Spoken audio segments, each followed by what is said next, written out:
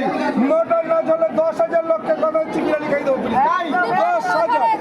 10,000 লোককে যারা ঝরিয়ে তাকিয়ে দেবে যদি মটন না ঝরে। 10,000 লোককে অন ক্যামেরা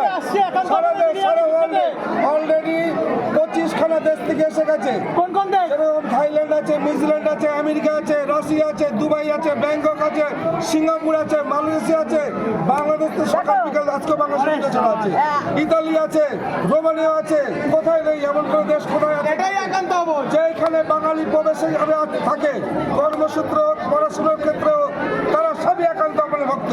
যারা আপনারা দেখেছেন যে ইতিমধ্যে ভারতবর্ষের সব থেকে শীর্ষতম যারা প্রতিষ্ঠিত লোক, প্রশাসনিক লোক, তারাও আমাদের দোকানে বিরিয়ানি খেতে আসছে, যে সরাসরি চলে আসছে চাকদা একান্ত বলে মটন বিরিয়ানি খেতে। জোরে জোরে বলছে